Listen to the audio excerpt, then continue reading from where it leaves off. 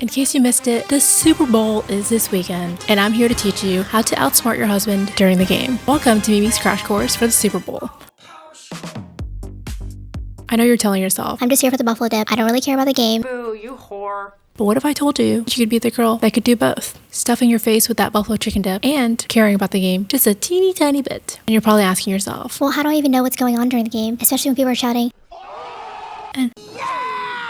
And I literally don't know what I'm looking at on the TV screen. the truth is, it will take you more than just one football game to understand all the moving parts of football. There are downs, there are flags, there are all these players, there are all these fences, and there are a lot of commercials. And Drake from State Farm. So, while I can't teach you to be an expert overnight, I can give you 5 easy ways to understand the game so you can outsmart your husband, dads, brothers, and uncles this Sunday. Alright, maybe not outsmart, but you'll definitely look like you know what you're talking about. And then just fake it till you make it, okay? Here are the video chapters. Don't forget to like, comment, and subscribe to my channel if you're in a very, very caring mood. I love you. Alright, before we get into the tips, here's everything you need to know about Super Bowl 58. The game will be played in Las Vegas, Nevada.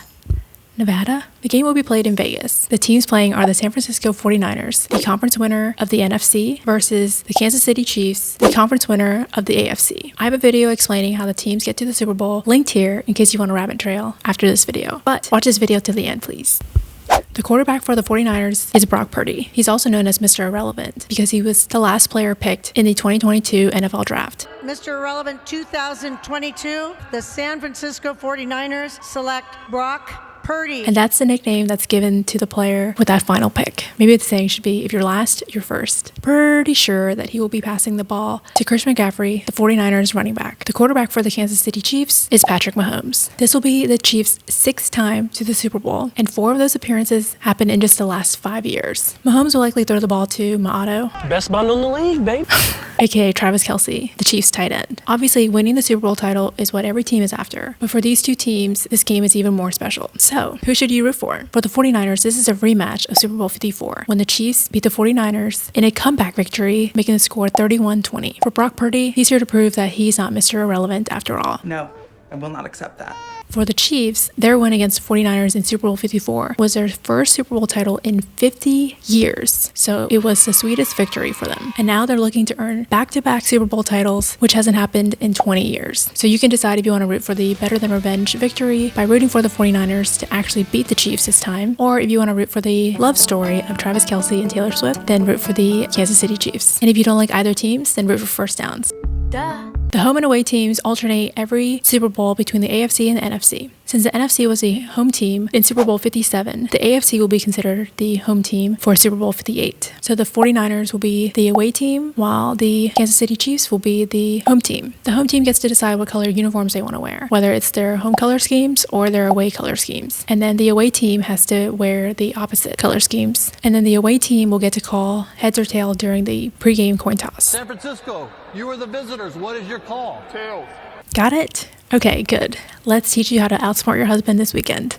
Are you ready for it? Tip number 1. How the hell to know what all these numbers on the screen means. This is the away team. This is the home team. The away team is always listed first, and the home team is always listed second. P.S. This is actually applicable to every team sport. These are the scores for each team. This is how many timeouts they have remaining. This is the current quarter we are in. This is the remaining time in the quarter. This is the current down the team with the ball is on. And this is how many yards they have left to get to 10 yards. This means that this is the team that currently has possession of the ball. So how can you use this knowledge? If it's 4th and 2, you can say, wow, they're going to go for it. That's pretty risky. Or if a team has a low score, you could say, they're playing some pretty good defense, huh? Tip number 2. If you see all the men lining up on both teams and they're about to snap the ball, but then they all move out of position because a yellow flag got thrown, you can confidently shout, False start. This is one of the most common penalties, and it's when an offensive player accidentally moves before the ball gets snapped. So how to use this knowledge? You can simply shout, False start. before the ref even calls it, or 5-yard penalty. Tip number 3. This is a more advanced tip, but I believe in you. Okay, so you know that the quarterback's job is to either run the ball or pass the ball. But if he's getting attacked by all these large men before he gets a chance to do either, then you can confidently shout, Sacked. This is what happens when the quarterback gets tackled before he's able to move the ball down the field. A side tip to this tip is, on the contrary, if the quarterback sees a bunch of large dudes coming at him and he feels the pressure to get rid of the ball quickly because he knows he's about to get sacked, he will throw the ball away. But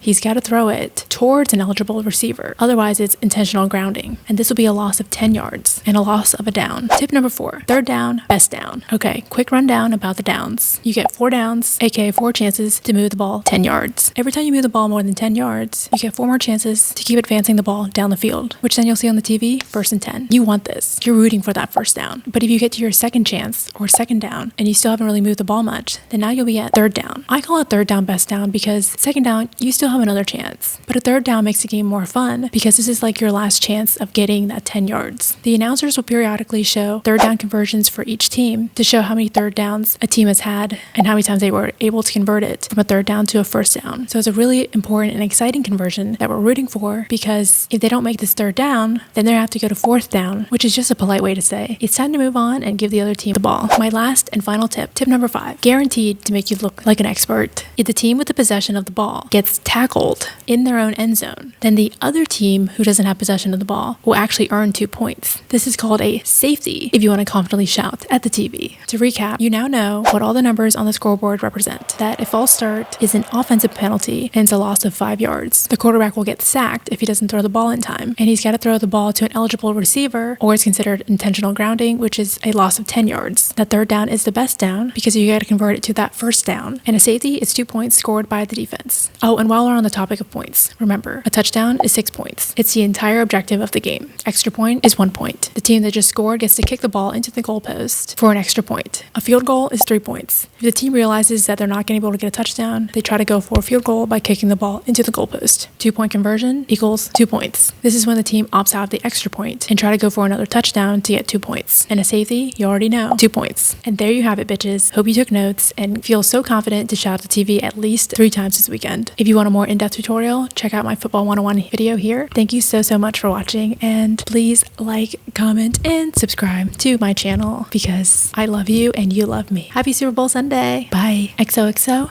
Mimi Lala.